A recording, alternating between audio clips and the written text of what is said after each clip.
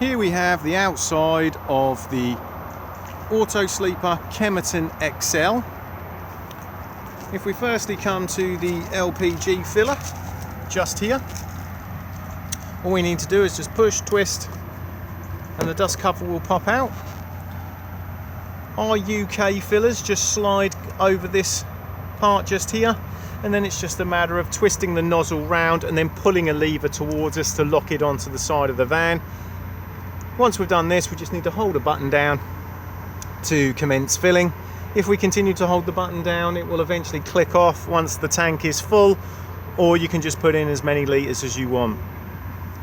This bezel part here is just to take the continental adapters, so as you move throughout Europe they have their own different fillers. To view how much gas is actually in the tank itself, we just need to open the driver's door and you'll see the gauge just here. To view how much is in it, the engine does need to be running.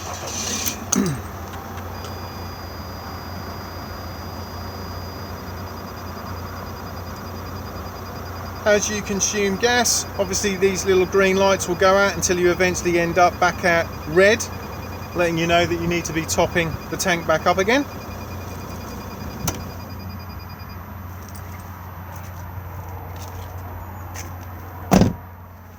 To actually fully isolate the gas tank, we do need to go underneath the motorhome, and you will see that there is a little plate just here, and you'll see just there's a little clip, and if we undo that clip we can remove the front cover.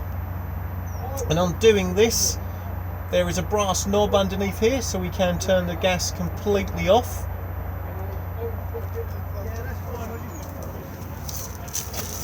To put fresh water in the van, we can use this point just here. Just pop a standard hose into here to top up the fresh water tank. It is lockable, or alternatively you can use the whale fill point just here. So you are supplied with a whale collapsible hose.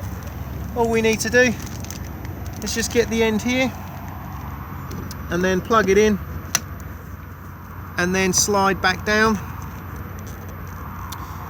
On the other end we just have a standard hose lock attachment.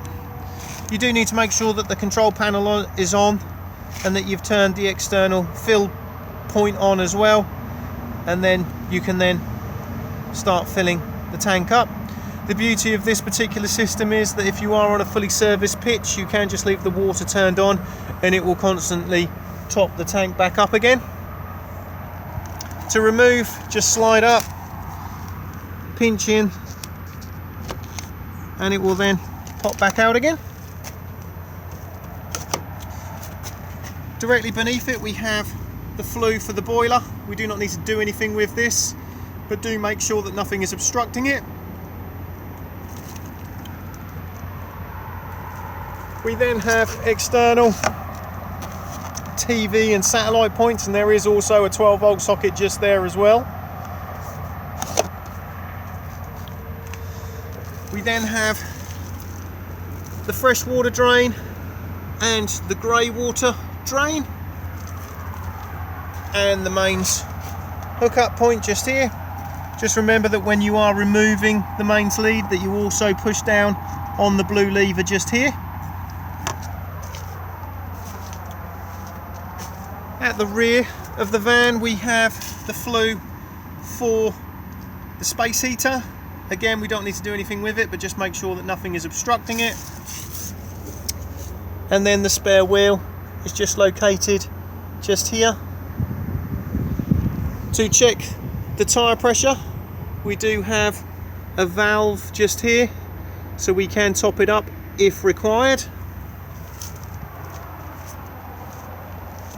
As we now come round to the rear, we have the Fiamma bike rack.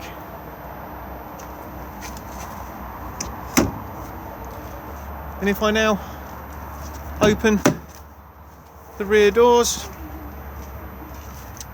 we have the freestanding table. and the awning winding handle, and the location for the cassette. Before use, we need to pop in some flush water, so we do that just here. If I just slightly slide the cassette out, you will see it does come with this little handy part that just pops in the top, which makes it easier to fill it up. So we can add our pink solution if we want to in here, and then top the rest up with fresh water. This will always look like it's full even when it's not, as it's a U-bend. To gauge how much water is in the actual flush tank itself, we just use this little vial just here. So to empty it for winterization, just unclip it like so, and then pull it down, and then just literally pour away.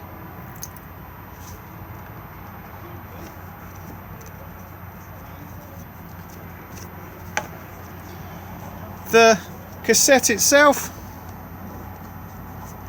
if we now remove it,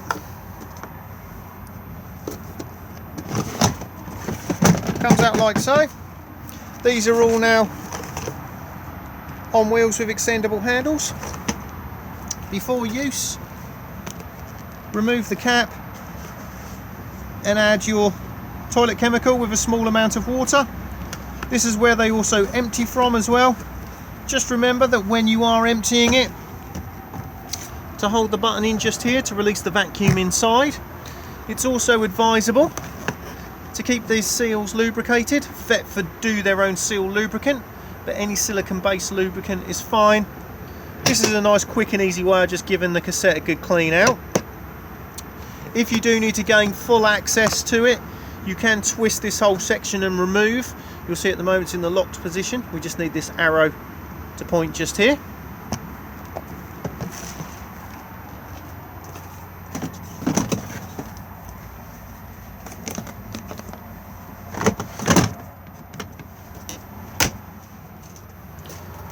Do make sure that you do not fold this door completely back, because they can be folded back just by pressing these buttons just here.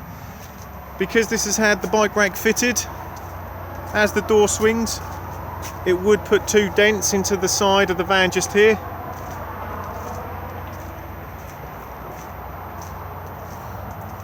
As we now come to the other side, you'll see we have the barbecue point just here. You'll see the actual adapter itself is still cable tied. Attach the hose of the barbecue to this rib section here with a Jubilee clip, and then this end here plugs in where my finger is. It will then allow you to turn the gas on. To release the barbecue point, just push up and it will then release. Next we have the fence for the fridge.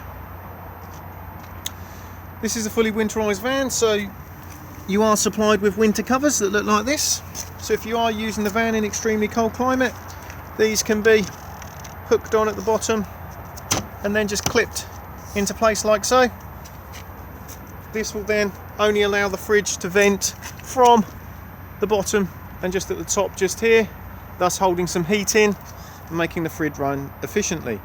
Do not leave them on in the warmer months, or otherwise the fridge will just overheat.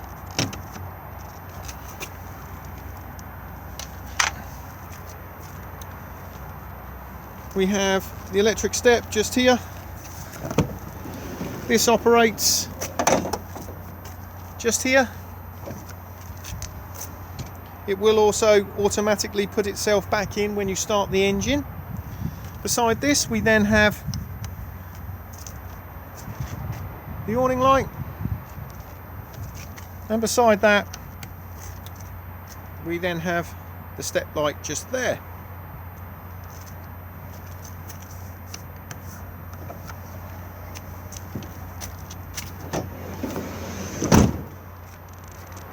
We then have the two-lay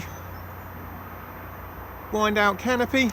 Just pop the awning winding handle into this point just here and then just wind it out and then drop the legs.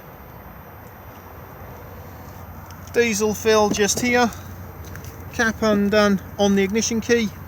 AdBlue underneath. It will let you know when AdBlue needs topping up on the dashboard.